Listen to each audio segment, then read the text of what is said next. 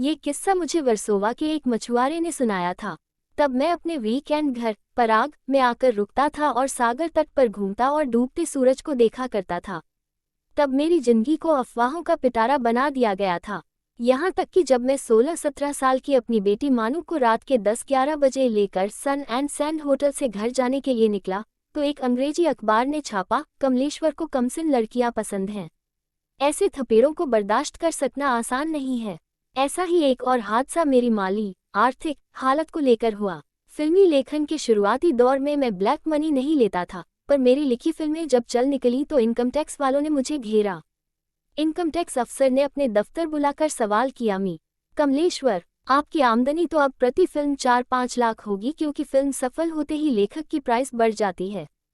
पर आप फिल्मी आमदनी में लाख-1.25 से ऊपर नहीं दिखाते, इस पर कैसे विश्वास किया जाए? मैंने कहा, मैं ब्लैक मनी नहीं लेता।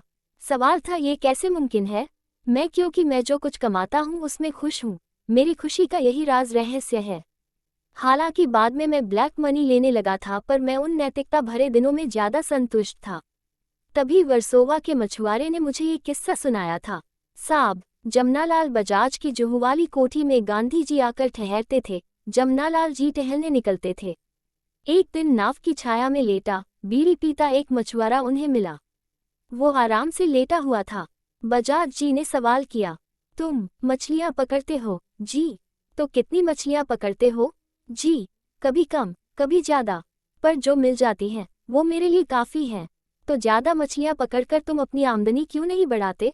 उससे क्या होगा? तुम अमीरी की तरफ बढ़ोगे। इस गई गुजरी नाव की जगह तुम मोटर बोट खरीद सकोगे।